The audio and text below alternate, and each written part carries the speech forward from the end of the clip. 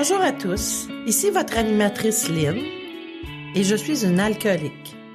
Bienvenue à l'émission Un jour à la fois, une émission dédiée au mouvement des alcooliques anonymes. Les alcooliques anonymes sont une association de personnes qui partagent entre elles leur expérience, leur force et leur espoir dans le but de résoudre leurs problèmes communs et d'aider d'autres alcooliques à se rétablir. Le désir d'arrêter de boire est la seule condition pour devenir membre des AA. Les AA ne demandent ni cotisation, ni droit d'entrée. Nous nous finançons par nos propres contributions. Les AA ne sont associés à aucune secte, confession religieuse ou politique, à aucun organisme ou établissement. Ils ne désirent s'engager dans aucune controverse. Ils n'endossent ni ne contestent aucune cause. Notre but premier est de demeurer abstinent et d'aider d'autres alcooliques à le devenir. Donc, comme à chaque semaine, nous recevons un invité, membre des AA, qui vient nous parler de sa vie, des difficultés de son passé et de son expérience actuelle de rétablissement. Bonjour Sylvie. Bonjour Lynn. D'abord, merci d'avoir accepté notre invitation. Ça fait plaisir. Alors, on va commencer notre premier segment. Je te laisse la parole. Alors, mon nom est Sylvie, je suis alcoolique. Je suis contente d'être ici. Je vais vous dire ma date d'abstinence, c'est le 10 mai 1991. Donc, j'ai 33 ans d'abstinence continue que j'ai pas consommé. Et puis, je suis très, très heureuse de ça. Je suis très reconnaissante envers Alcooliques Anonymes. Parce que toute seule, c'est pas possible pour moi d'arrêter de boire puis d'être heureuse toute seule. Ça marche pas. Je l'avais déjà essayé puis ça n'a pas fonctionné. Alors, c'est pour ça que j'ai beaucoup de reconnaissance envers le mouvement. Bon, alors on me demande de nous identifier un petit peu. Avant de m'identifier, je vais quand même un petit peu parler d'où je viens. Moi, je suis née à Montréal. J'ai habité à la Miséricorde. Ça, la Miséricorde, c'est une crèche pour bébés. J'ai habité là 1 an et demi environ. Puis ma famille maternelle est venue me recueillir, est venue me chercher. Mais ça a bougé beaucoup dans mon enfance. Je me suis retrouvée finalement à grandir avec ma grand-mère. Puis on est parti à la campagne, à Ville-des-Laurentides. C'est là que j'ai grandi dans un petit village des Laurentides.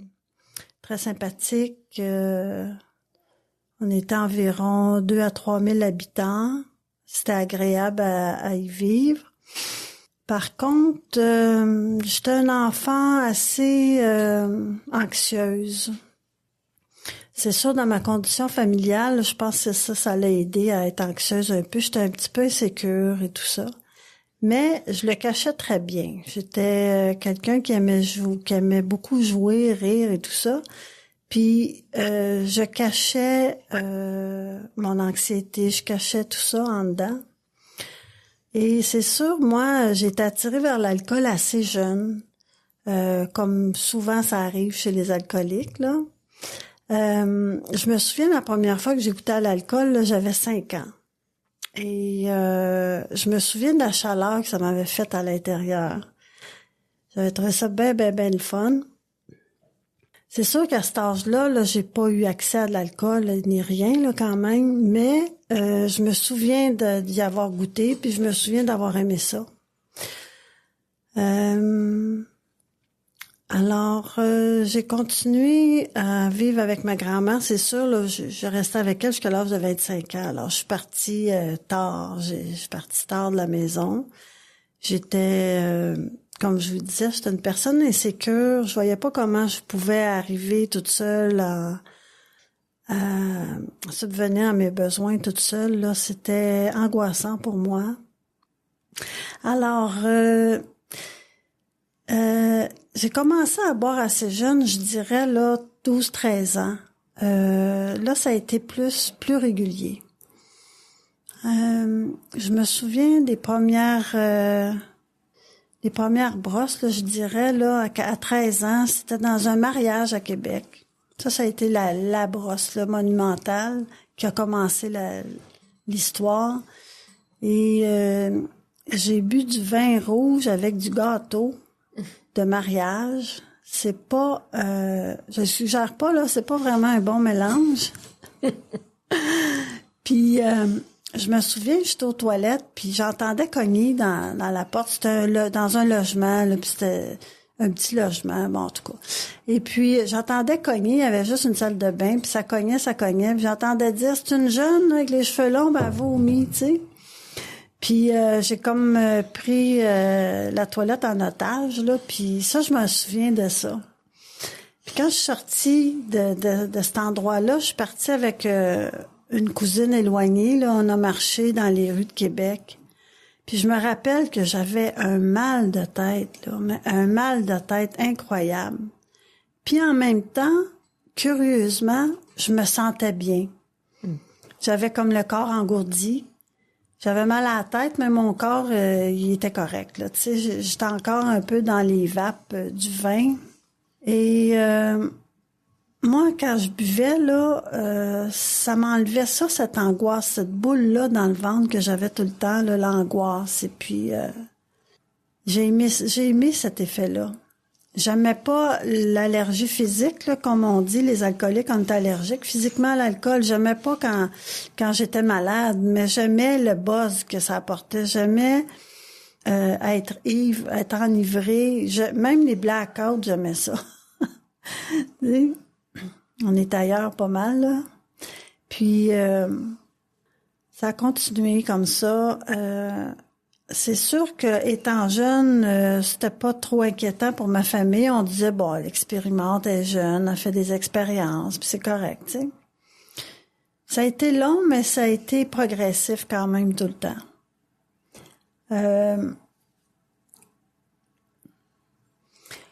Arrivé au secondaire, ça s'est gâté là un peu plus. J'ai changé de gang, j'ai changé d'amis. Puis là, j'avais des amis qui prenaient d'autres substances que l'alcool. Puis j'ai commencé à consommer ces substances-là, assez fortes. Et à l'âge de, je sais pas quel âge qu'on a, secondaire 1, 2, là, 14, 15 à peu près, j'avais le nez d'un sac de colle. Je sniffais de la colle. Puis je me souviens que ça m'avait fait très mal dans le côté de la tête. Puis j'avais eu peur. Et ça, quand j'ai pris contact avec ça plus tard dans Alcooliques Anonymes, ça m'a fait de la peine de voir que je me suis abîmée comme ça, tu sais. Et puis j'avais pas une santé très forte, moi, en plus, là, ça m'aidait pas, j'étais asthmatique, et puis bref. C'est sûr que j'ai laissé le secondaire, là, avec ma gang de petits délinquants. J'ai laissé le secondaire. Puis, je suis revenue. L'année d'après. J'avais une amie qui était moins intoxiquée que les autres, là. Puis, mon amie Manon, c'était comme ma sœur. Puis, elle dit, Sylvie, elle dit, viens donc avec moi à l'école. Je fais mon entrée aujourd'hui. Elle dit, viens juste faire un tour. Prends l'autobus, viens avec moi, puis on va aller à l'école. Puis rendue, elle était wise, tu sais, elle m'avait emmenée comme ça doucement. Puis elle dit, rendue à l'école, elle dit, va donc voir si ton nom est sur la liste. D'un coup, t'es là, tu sais. Fait que j'étais allée voir, puis effectivement, mon nom était là, tu sais. Puis j'ai recommencé l'école comme ça. J'ai recommencé mon secondaire. Ça, c'était en secondaire 3, c'est ça. J'ai dû recommencer mon secondaire 3. Puis j'ai toujours eu de la gratitude pour mon ami qui m'a ramenée à l'école, tu sais. Parce que c'était mal parti, j'étais mal barrée là, avec ces amis-là. Puis, bref, je suis retournée à l'école. Puis, j'ai fini mon secondaire quand j'étais jeune, moi, je voulais être coiffeuse. Parce qu'une de mes tantes m'avait mis ça dans la tête. Elle dit, Sylvie, quand tu vas être grande, je veux que tu deviennes coiffeuse. Puis elle dit, tu vas coiffer ma tante, tu sais. Fait que j'avais gardé ça à l'esprit. Fait que... j'étais tellement perdue, moi, je savais pas où aller, là, je savais pas... Finalement, je me suis inscrite au cours de coiffure esthétique, puis j'ai préféré l'esthétique. Puis je suis allée finir mon cours en esthétique, en soins esthétiques. Mais j'ai jamais travaillé là-dedans, finalement, mais bref, j'ai réussi quand même mon cours, mais déjà, à ce moment-là, j'avais des problèmes avec l'alcool à l'école. C'est-à-dire que je manquais l'école des fois le vendredi ou le lundi parce que j'avais bu la veille. J'étais malade. Mais j'ai quand même réussi à finir mes cours. Ensuite, là, j'avais un copain qui consommait de l'alcool pas mal plus que moi. Son alcoolisme, lui, était plus avancé.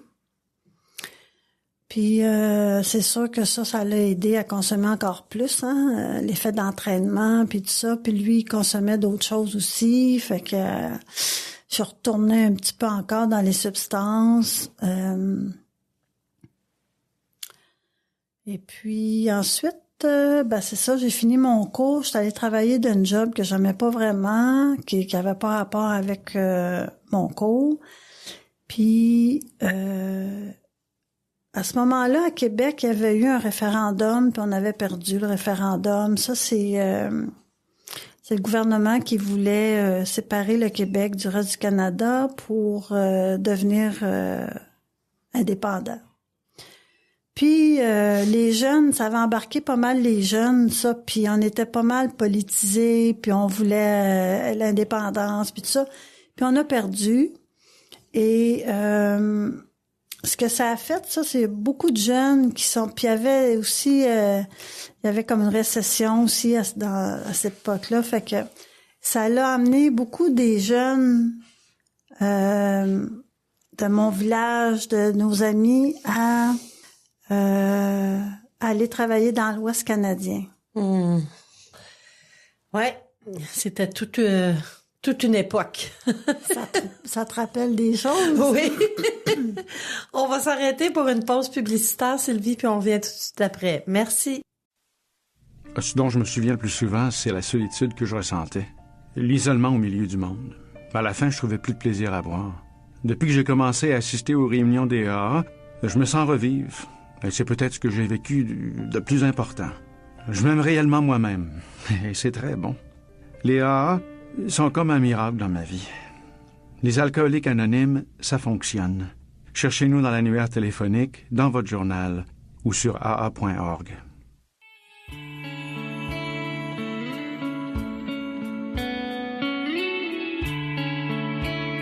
Bonjour, ici votre animatrice Lynn, en compagnie de notre invitée Sylvie. Nous sommes de retour à l'émission Un jour à la fois. Voici maintenant un court texte inspiré de la littérature AA, aujourd'hui tiré du livre Réflexions de Bill, qui a été choisi par notre invité, et je vais vous en faire la lecture. Page 156 du livre Réflexions de Bill, la perception de l'humilité. Cette perception améliorée de l'humilité apporte un autre changement radical dans notre vision des choses. Nous entrevoyons les immenses bienfaits qui résultent directement de ce douloureux dégonflement de l'ego. Jusqu'ici, notre existence était largement consacrée à échapper à la souffrance et aux difficultés. Nous choisissions toujours de nous évader par la bouteille. Puis, chez les AA, nous avons observé et écouté. Partout, nous avons vu comment l'humilité transforme les échecs et les malheurs en ressources sans prix. Pour ceux qui ont fait quelques progrès chez les AA, l'humilité consiste à reconnaître clairement qui nous sommes et ce que nous sommes et à chercher sincèrement ensuite à devenir ce que nous pourrions être. Oh, belle lecture. Très. Merci Sylvie. Très, merci Lynn. Je vais te donner la parole pour que tu puisses continuer. Alors, je vais continuer ma route vers l'Ouest canadien, comme je disais tantôt, en route vers la Transcanadienne. On est parti avec une petite auto, c'était une auto acadienne, tout petite auto. Puis, avec les bagages, puis tout ça. Puis là, moi, j'habite toujours avec ma grand-mère. Puis quand ma grand-mère m'a vu partir par la fenêtre, elle pleurait toutes les larmes de son corps. Je me sentais tellement mal, là. Oh là là, ça n'a pas été facile. Et puis, la route s'est quand même assez bien passée. On allait rejoindre le frère de mon copain de l'époque et puis des amis. On s'en allait à Edmonton, mais avant de passer à Edmonton, on s'est rendu au bout du Canada. On est allé à Colombie-Britannique.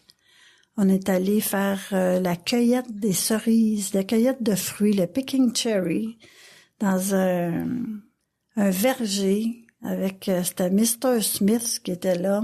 Il nous avait apporté une toilette chimique, de l'eau, une table de pique-nique. On était super bien équipés. On avait comme un petit camping privé à nous. Puis ça, c'était des beaux souvenirs. Je garde des beaux souvenirs. On s'est installé là une semaine. Ensuite, on s'est promené un peu, on s'est ramassé à Vancouver. Bref, il y avait pas tant d'alcool à ce moment-là. Mon copain, lui, il fumait beaucoup du cannabis, puis du hash, puis tout ça, là. Et puis, lui, il fumait tout le temps. Il fumait tout le temps, puis on se ramassait dans des endroits douteux pour aller aller acheter ça. Aller acheter sa consommation, puis des fois j'avais peur parce qu'on rentrait dans des endroits où je serais pas allée nécessairement, là. C'était illégal à ce moment-là, puis bon, c'était des gens d'une autre catégorie, je dirais, d'un autre mode de vie que nous, là. Alors, il est jamais arrivé rien de grave, mais disons que j'étais pas très, très confortable dans ça. Alors, finalement, on s'est rendu à Edmonton. On est allé rejoindre les amis. Et puis là, faire une histoire courte, la consommation, là, elle a augmenté pas mal de mon côté. L'alcool, surtout. J'étais allée travailler dans un hôtel, un gros hôtel à Edmonton qui s'appelle le McDonald Hotel. Ça ressemble un peu au Château Frontenac, l'équivalent du Château Frontenac à Québec. Puis, j'étais allée travailler aussi au Government House comme serveuse, puis j'avais aucune expérience. Les employés nous aimaient parce qu'on était françaises. Et puis, moi, j'avais pris un nom, j'avais pas de Sylvie dans les batchs de serveuses, j'avais pris de Genesis, parce que, pas de Genesis, Janice, parce que j'aimais Janice Chaplin. Puis là, les gens m'appelaient Janice, puis je répondais jamais, parce que c'est pas mon nom. Puis j'ai appris l'anglais quand même. Et puis, je suis allée travailler dans des somptueux hôtels avec la harpe. Puis des joueurs de harpe, puis de la vaisselle de chez Burks avec de l'or, puis tout ça. En tout cas, c'était assez assez spécial.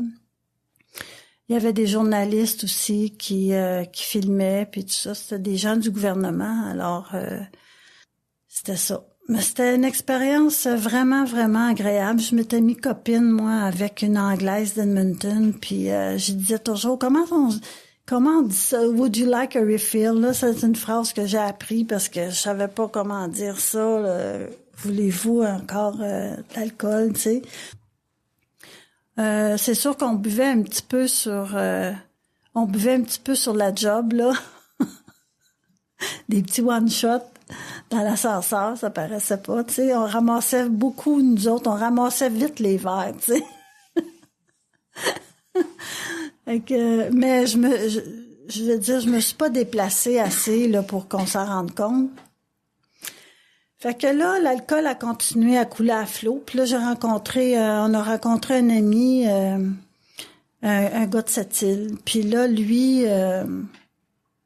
dans l'histoire, dans mon histoire là-bas, on faisait comme si on était un couple parce que c'était pour être capable d'aller à l'école gratuitement puis tout ça. Puis moi, mon chum travaillait, il y avait des gros salaires. Fait que là, on faisait semblant, tu sais, toutes des affaires croches, là.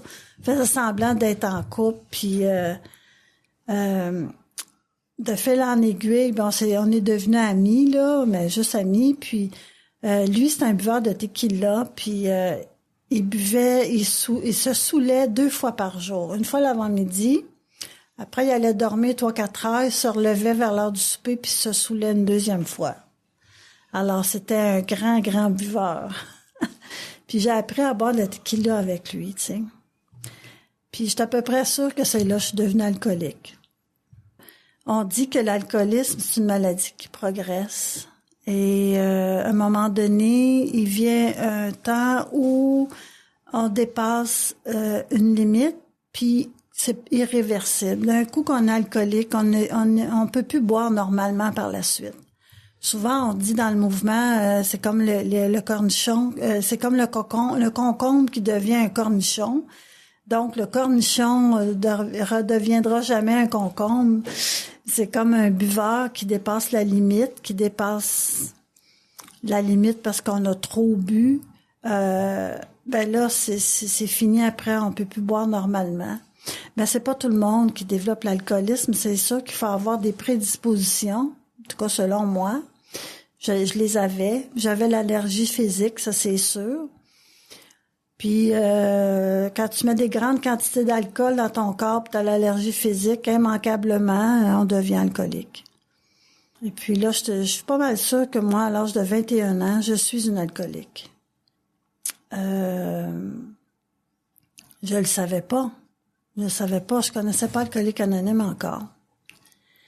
Finalement, on est revenu de ce périple-là, de l'Ouest canadien, on est revenu dans mon village. Et puis, mon copain du temps, il y avait des gens de sa famille qui faisaient Alcooliques Anonymes. Que sa mère est devenue membre des Alcooliques Anonymes. Et elle nous avait invités pour un jeton. Je me souviens plus lequel, c'est 3 ou 6 mois. Donc, on est allé à la réunion qui se trouvait à Joliette, dans la Nodière. C'était un vendredi soir. La réunion de la cathédrale, je me souviens encore. Puis on est allé, toute la famille, tous ses enfants, son copain à elle, puis les conjointes de ses enfants. On était quand même un bon groupe. Puis elle nous a demandé de pas consommer avant d'aller à la réunion. Parce qu'elle dit, là, c'est toutes des gens qui boivent pas, puis je serais bien mal à l'aise si vous arrivez puis vous sentez l'alcool. C'est pas intéressant. Elle dit, là, je vous irai boire après, là, mais avant le meeting, là, buvez pas. Mais comme je vous ai dit tantôt, nous, on arrivait de l'Ouest canadien, puis l'Ouest canadien, il y avait beaucoup de mushrooms, des champignons magiques. Je sais que on est dans Alcooliques Anonymes, là, mais bon. Alors, on est arrivé dans ce groupe-là, puis on n'avait pas consommé d'alcool, sauf qu'on n'était pas sobre. OK? On va dire ça de même. Et on est quand même resté tranquille, mais à un moment donné, il était temps qu'on sorte, là, parce que on rit beaucoup là-dessus, là. Mais je me souviens quand même du meeting. Je me souviens de la réunion parce que ce qui m'a frappée, c'est que je trouvais qu'il y avait beaucoup de personnes âgées. Moi, j'avais 22 ans. Je suis encore un petit bébé, là. Et il y avait beaucoup de personnes âgées. Ça arrivait peut-être plus âgées à ce moment-là, je sais pas trop. Puis on était dans un sous-sol d'église. Il y avait beaucoup de monde, je me souviens de ça. Il y avait beaucoup de fumée. Parce qu'on pouvait fumer dans les salles à ce moment-là, puis il y avait un nuage de fumée là au-dessus des têtes. Je me souviens, en haut de la personne qui parlait en avant, je me souviens qu'il y avait un tableau pour jouer au bingo. Un tableau de bingo. Puis là, j'avais trouvé ça, j'ai dit, c'est quoi cette gang de farfelus-là? Ils se ramassent d'une salle de bingo, puis là, ils fument, puis ils boivent pas. En tout cas, j'avais trouvé ça un peu spécial. Puis... je me souviens pas du tout du partage, mais moi, ce que je me souviens, c'est que cette femme-là m'avait donné une enveloppe. Puis elle m'a dit, Sylvie, t'es alcoolique, toi aussi. Fait que j'avais pas aimé ça. Un alcoolique qui est pas prêt à s'identifier, il aime pas beurrer ça, se faire traiter d'alcoolique. Exact. On va s'arrêter pour une pause publicitaire, puis on revient tout de suite après. Je pensais que quelques verres m'aideraient à surmonter ma gêne. Mais j'étais incapable de me contrôler. J'ai fini par comprendre qu'à force de me saouler, je me retrouvais encore plus seule. Ma meilleure amie m'a suggéré d'assister à une réunion.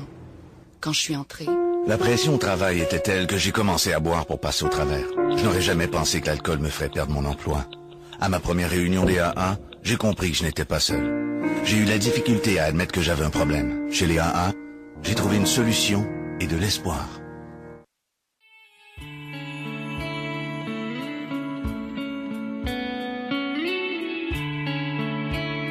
Bonjour, ici Lynn, votre animatrice, en compagnie de Sylvie, notre invitée. Nous sommes de retour à l'émission Un jour à la fois. Visitez notre site web à l'adresse suivante, unjouralafoi-émission.org. Vous y trouverez toutes nos émissions, des centaines de partages à écouter n'importe où et à n'importe quelle heure du jour et de la nuit. unjouralafoi-émission.org. N'hésitez pas à nous écrire pour nous faire part de vos commentaires. Vous êtes aussi les bienvenus à venir nous livrer votre témoignage en studio.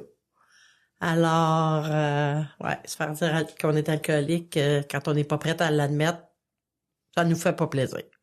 Exactement. J'ai vraiment pas aimé ça.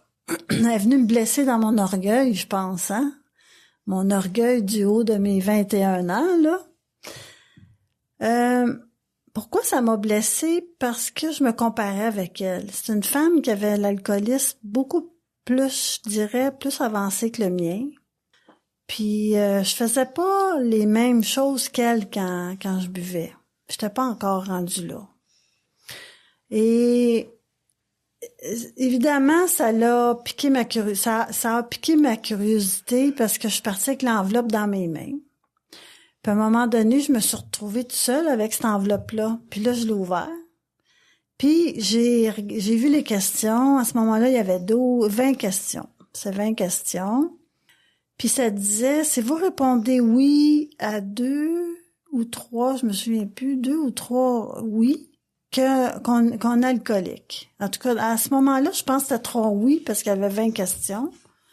Bref, c'est pas si important, mais j'ai répondu à ces questions-là avec toute ma malhonnêteté.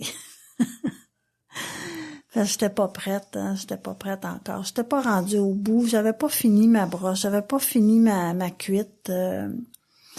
Puis je me souviens que je répondais à certaines questions peut-être, avec un point d'interrogation. Je voulais pas marquer oui, mais je savais que c'était oui. Fait que là, j'écrivais peut-être. Hein? J'aurais pu écrire oui plus tard, tu sais. Puis tout ça pour dire que pour ça que je sais que j'étais alcoolique à cet âge-là, 22 ans, parce que je passais le test d'alcoolisme. Et j'ai mis ça de côté. J'ai perdu de vue ce copain-là, on s'est laissé. Puis j'ai mis ça en arrière de moi, l'alcoolique anonyme. Je vais y revenir tantôt. Alors, j'ai continué à boire, j'ai changé de copain, pensant que j'allais régler mes problèmes. Parce que le problème, c'était le chum, c'était pas moi. Fait que j'ai changé de copain. Et là, j'ai bu, à ma grande surprise, j'ai bu encore plus avec l'autre copain. Puis là, c'est moi qui est devenu très désagréable. C'est comme si les rôles s'étaient un peu inversés. Pourquoi? Ben, mon alcoolisme progressait. Je buvais un peu plus. J'étais un peu plus malade. Encore des problèmes avec le travail. Toujours. J'ai jamais eu d'enfant. J'en ai pas voulu. Pour toutes sortes de raisons. J'ai jamais voulu me marier non plus. Fait que moi, j'avais un chum juste pour avoir du plaisir. C'était pas pour fonder une famille, ni pour me marier. C'était comme ça, tu sais. Fait que si je tombais sur quelqu'un d'un peu sérieux, ça marchait pas, là. Fait que ce gars-là, lui, avait l'intention d'avoir des projets. Puis moi, des projets, ça me disait 0 pin bar. J'avais aucun projet, moi. Moi, mon projet, c'était de boire, de pas être qui j'étais. Je voulais pas être qui j'étais. Je voulais pas être dans les situations que j'étais. Je voulais me fuir tout le temps. Ça, c'est assez courant chez les alcooliques, là. Moi, en tout cas, quand je buvais, c'était beaucoup pour me fuir, moi, en fin de compte. Je voulais pas être là. Je voulais pas être moi. Je voulais pas... Puis j'ai eu des obsessions de suicide très, très, très jeune. J'en ai eu tout le long de mon alcoolisme. Puis ça s'est aggravé. J'ai eu comme des tentatives aussi. Je voulais pas être là. Puis j'avais pas d'avenir. Je voyais rien en avant. J'avais aucun plan, aucun projet. J'étais comme une feuille là, qui se laissait porter sur l'eau, là, tu sais. Me laissait pousser par le vent, là, tu sais. Pas d'ambition, pas rien. Mais j'aimais boire, puis avoir du fun, puis aller danser, puis la musique, beaucoup, beaucoup de musique. J'ai dérangé les voisins, moi, parce que je chantais avec pleine tête à 3 heures du matin, là. Moi, j'aurais aimé ça être une artiste, tu sais. Puis, c'est ça c'est pas fait, évidemment. Alors, là, le malaise a commencé à grandir de plus en plus. L'alcool commençait à faire moins effet. L'alcool m'apportait moins le plaisir qu'avant. C'était une solution avant, puis là, c'était devenu un problème. C'était comme plus une solution, mais je savais pas quoi faire d'autre. C'est sûr que l'alcoolique anonyme, là, comme je vous ai dit tantôt, ça a sorti de ma vie complètement, jusqu'au jour où je rencontre une autre personne dans un bar. C'est une fille qui aimait danser, donc j'allais dans les bars. Puis je rencontre quelqu'un qui connaît bien les thérapies, qui connaît bien l'alcoolisme, puis c'est quelqu'un qui consommait beaucoup d'alcool et autres. Et il m'a vu dans ce bar-là. On était à Blainville à ce moment-là. Puis là, j'étais dans une période où c'était plus le fun. C'était plus le fun. J'étais assez... j'étais encore plus perdue qu'avant. J'essayais d'avoir du fun, mais j'en avais plus. Puis lui, il est venu me parler. On a dansé, tu sais, on fait semblant de sa musique quand dans le fond, on veut mourir, là. Puis il est venu me parler, puis... il m'a raccompagné chez nous, puis il m'a reparlé d'Alcoolique Anonyme, curieusement. Un gars à la brosse qui me parle de AA, c'est quand même spécial. Et il a commencé à me dire qu'il sortait de thérapie puis qu'il était sur la rechute. Et il a commencé à me dire que c'était un ancien lutteur. Il était hongrois, c'est un ancien lutteur. Puis c'est ça, qui était sur la rechute. Puis moi, j'ai eu peur. J'ai dit, mon Dieu, c'est quoi ça, une rechute? Il sort-tu de l'ouillage? Es-tu dangereux? Il va-tu me faire la passe? Tu sais, c'est comme... J'ai eu peur, parce que c'est un gars qui était assez bâti, là. Mais il était très doux avec moi, pas du tout agressif. Il me parlait lentement, puis tout ça. Mais moi, en dedans de moi, j'ai eu peur. Puis finalement, j'ai compris c'était un alcoolique sur la rechute qui avait recommencé à boire. Ah, OK. Puis là, il commence à me dire, toi, je sais pas si t'es un alcoolique, mais quand tu bois, tu me ressembles beaucoup. Il s'est pas pris de la même façon que mon ancienne belle-mère, là. Tu sais, la vie s'organise toujours pour nous passer le message quand on est prêt à l'entendre, hein? Et je l'ai entendu, le message. Je l'ai entendu. Et j'ai commencé à lui confier que j'étais pas bien. Puis, je me souviens un jour, je l'ai appelé à 2-3 heures du matin, comme les alcooliques aiment faire. Là. On aime bien ça, nous autres, de réveiller le monde la nuit. Puis, je l'ai appelé, puis je lui ai dit... j'ai envie de mourir. Puis il était venu me rejoindre tout de suite. Il habitait à 2 rues de chez nous en plus. En tout cas, c'était un drôle de hasard, cette affaire-là. Puis il était arrivé tout de suite chez moi. Puis j'avais trouvé ça ben impressionnant que quelqu'un me prenne au sérieux, qu'il prenne le temps de venir me rejoindre chez nous. Wow, j'ai trouvé ça spécial. Fait que lui, il y avait des périodes qu'il consommait pas, puis des périodes qu'il consommait. Fait que il était comme, on dit, in and out là, dans le mouvement. Mais c'était pas un gars qui faisait Alcoolique Anonyme, il faisait une autre fraternité. Donc, un jour, il m'appelle, il était dans une période de sobriété. Et, je faisais 1 mois qu'on se connaissait à peu près. Il m'appelle un jeudi, puis il me dit, Sylvie, t'aimerais-tu ça venir faire une réunion avec moi? J'ai dit, ouais, je sais pas trop. Il dit, as-tu consommé? J'ai dit, ouais, j'ai consommé. Moi, je consomme le jeudi, je la paye, on consomme. Ça, c'est sûr, on a de l'argent, on boit, tu sais. Alors, il dit, parle-moi donc un petit peu. Fait que je parle avec, il dit, t'as pas de l'air super. Il dit, je vais aller te chercher. Que j'arrive à la réunion, mais c'est sûr, j'avais consommé un peu, j'étais pas partie, là, mais j'étais déjà gênée, disons. Puis là, j'arrive à la réunion, puis là, il y a plein de monde qui me demande des cigarettes. J'ai dit, sont-tu fatigants, les autres, avec les cigarettes? As-tu une cigarette? As-tu une cigarette? Je dis, coudonc, ils sont pas capables de s'acheter des cigarettes, les autres. Puis là, j'aimais pas bien ça. Puis là, l'animateur, il vient me demander pour aller lire. Fait que mon copain, il fait signe, non, elle lira pas à soir, là. Fait qu'il fait signe elle m'accompagne. Fait que là, après, je me suis ramassée en avant, dans la salle où il y a le secrétaire, l'animateur. Je commence à fouiller dans les feuilles. Tu sais, là, j'étais comme, je savais pas où j'étais, là, pas du tout. Finalement, les gens étaient polis avec moi. Lui, il m'a fait signe, viens t'asseoir, puis bouge pas, le reste là. Je passais mon temps à me lever pour aller aux toilettes, en tout cas. Finalement, j'ai pas rien compris ce qui se passait là, puis quand je suis sortie de là, il m'a raccompagnée chez nous, puis il m'a dit, je te laisse chez vous ou à Brasserie? Puis j'ai dit, laisse-moi chez nous. Puis j'ai marché jusqu'à Brasserie. Ça, on est au mois de mars. J'étais pas prête. Je suis arrivée à Alcooliques Anonymes, parce que là, je vais finir par arriver, là. Je suis arrivée à Alcooliques Anonymes le 10 mai, comme j'ai dit tantôt. Au bout du rouleau, j'avais perdu mon travail. J'étais encore sous une peine d'amour que mon chum m'avait laissée la veille du jour de l'an. Puis ça allait pas du tout. Ça allait vraiment pas. Fait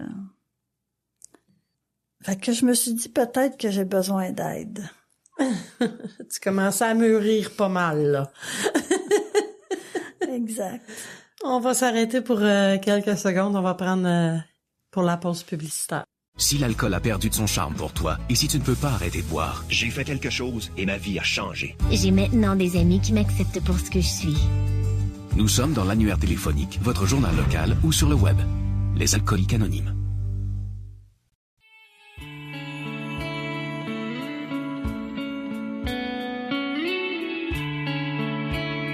Ici Lynn, en compagnie de Sylvie. Nous sommes de retour à l'émission Un jour à la fois. Si vous recherchez une réunion des Alcooliques Anonymes, plusieurs solutions s'offrent à vous. Par téléphone, au 1-866 AA, ou si vous préférez, 1-866-544-6322, et un membre des Alcooliques Anonymes vous répondra de 9h à 22h, 7 jours sur 7. Aussi, via Internet ou en téléchargeant l'application Meeting Guide sur votre cellulaire.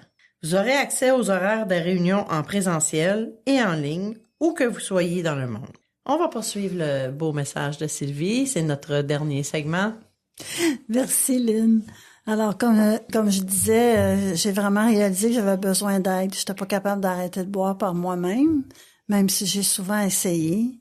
Et puis... la rencontre avec ce gars-là, ça m'a permis de reconnecter avec le Alcoolique Anonyme, finalement. Alors, après avoir perdu mon emploi, après avoir été voir mon médecin de famille pour lui dire que j'étais en train de devenir folle, que je savais pas trop quoi faire, je suis revenue chez moi, j'ai rencontré encore ce copain-là qui m'a ramené encore chez moi. Parce que je marchais, là, j'avais pas mon auto, je marchais. Et puis, il m'a ramené chez moi, puis il m'a dit, franchement, t'as vraiment besoin d'aide. Puis, il a fait une prière dans l'auto avant que je sorte. Ça, j'avais trouvé ça bien spécial. Et puis, quand je suis rentrée chez moi, j'ai vécu comme une espèce de... J'ai vu ma vie se défiler. Puis là, j'ai vraiment réalisé que c'était l'alcool qui m'amenait beaucoup de problèmes, beaucoup de souffrances. Puis je me suis dit, si je continue à boire, je vais me retrouver dans la rue. Puis ça m'intéressait pas vraiment. J'ai eu peur même. Et je me suis rappelée de la dame qui m'avait invitée à la réunion pour son jeton avec l'enveloppe qu'elle m'avait remis.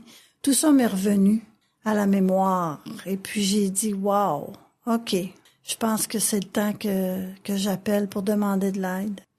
Alors j'ai appelé à l'écoute téléphonique, puis on m'a répondu, c'est une Sylvie qui m'a appelé, qui m'a répondu, puis on a parlé. Et elle m'expliquait c'était quoi l'alcoolisme, moi j'expliquais c'était quoi mes problèmes, puis elle me dit va faire une réunion pas loin de chez vous. Fait que j'étais allée faire une réunion à Midi Sainte-Thérèse. J'habitais à Sainte-Thérèse à ce moment-là, puis j'ai tout de suite aimé ça. Quand je suis rentrée dans la salle, j'ai eu une belle accueil.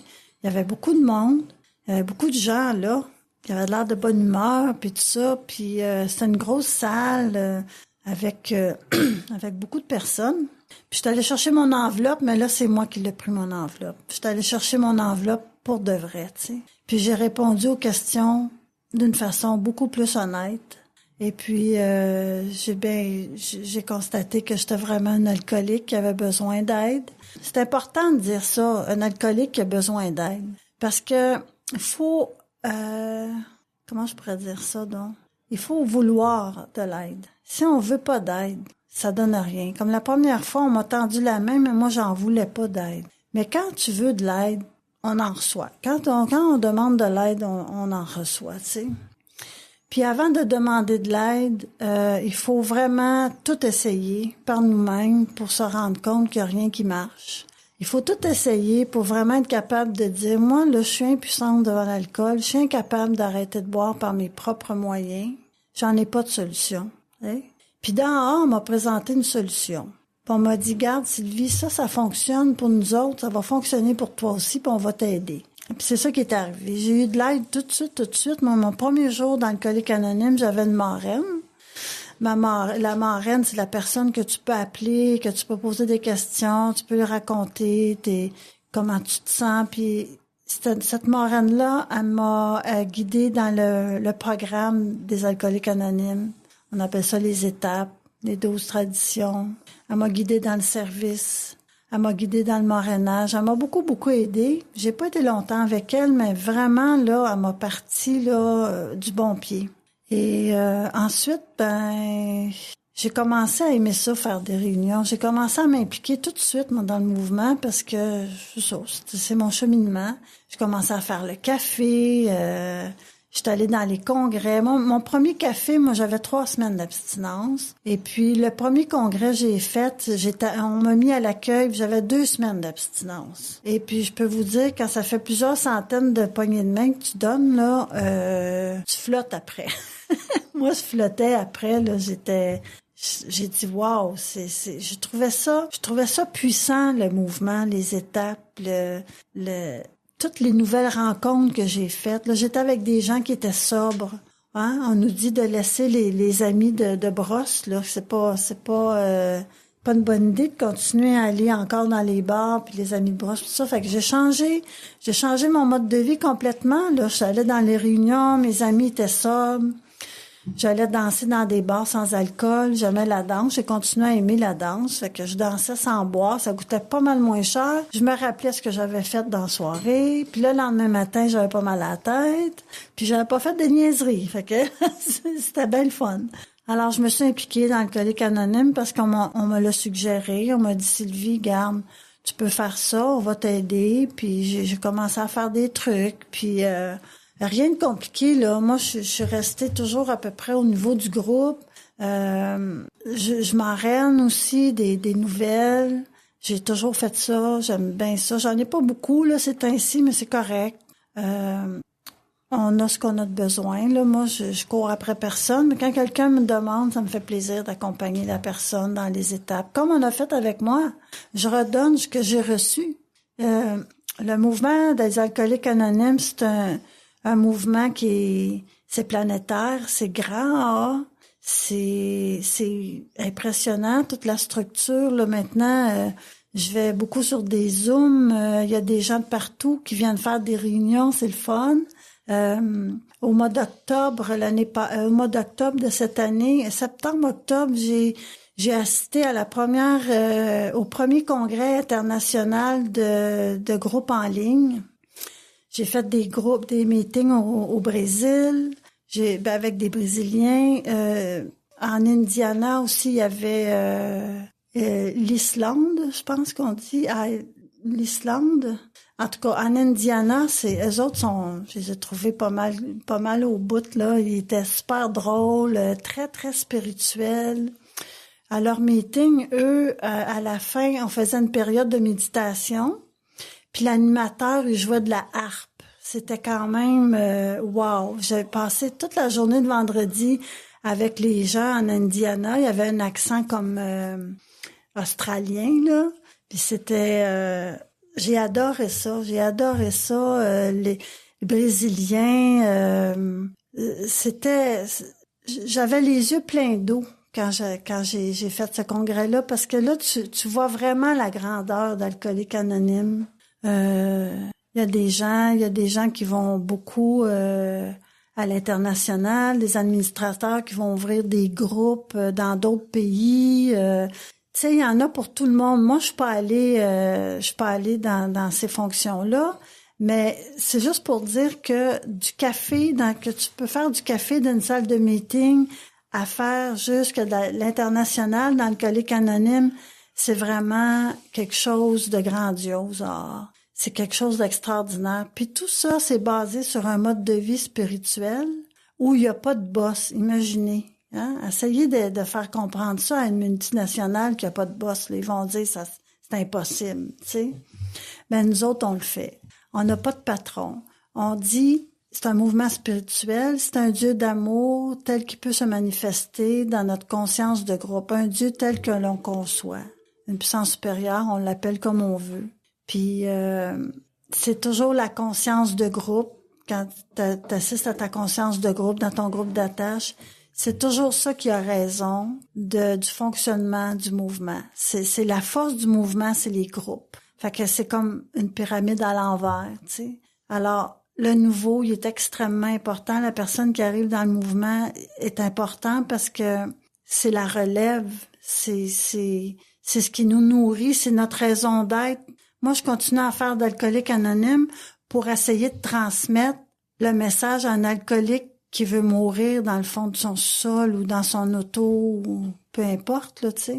Présentement, je travaille à l'écoute téléphonique comme bénévolat. Je fais quelques heures par mois. J'aime beaucoup ça. Puis tu vois, là, tantôt, on a eu un message, quelqu'un qui a appelé hier, puis, tu sais, il avait le goût de mourir, là, tu sais. Puis je l'ai senti parce que moi, j'étais là avant. Je l'ai senti. Il a pas dit j'ai le goût de mourir, il a dit j'ai le goût de plus être là. Je veux plus être au Québec, je veux plus être au Canada, je veux plus être là. Puis il dit si je réponds pas demain, c'est parce que j'ai pas entendu le téléphone. Moi, j'en parle, puis j'ai des frissons parce que j'ai prié pour lui, tu sais. Moi, je crois, tu sais, j'ai demandé à ma puissance supérieure, là, guide-les, tu sais. Mais on est impuissant devant la maladie. C'est juste la personne qui peut s'en sortir si on tend la main, puis si elle veut vraiment de l'aide, on va être là. On va être là s'il y a quelqu'un qui écoute présentement, puis tu souffres, puis tu as besoin d'aide, puis tu penses que tu as un problème avec l'alcool. Appelle Alcooliques Anonymes, on va être là pour toi, pour t'aider, tu sais. Lynn, tantôt, elle a donné tous les numéros de téléphone. Tu peux aller sur Internet, tu peux aller, tu sais, c'est accessible. Alors, j'espère que j'ai pu aider quelqu'un avec ma petite expérience. Puis merci beaucoup de m'avoir invitée. Merci beaucoup. Merci, Sylvie. Nous, on te remercie vraiment pour ton implication parce que accepter de venir partager à la radio, c'est aussi une implication. Alors, merci infiniment. Et tu parlais de l'importance d'être là pour accueillir l'alcoolique qui souffre encore pour la relève et tout. Je vais maintenant faire la déclaration de responsabilité. Je suis responsable. Si quelqu'un, quelque part, tend la main en quête d'aide, je veux que celle des AA soit toujours là. Et de cela, je suis responsable. Alors, merci beaucoup. Je tiens à remercier tous les participants à cette émission, notre invitée Sylvie, les auditeurs, vous êtes très importants, et toute notre équipe, François à la technique. Ici votre animatrice Lynn, une alcoolique en rétablissement. qui vous invite à une prochaine émission d'Un jour à la fois. À très bientôt!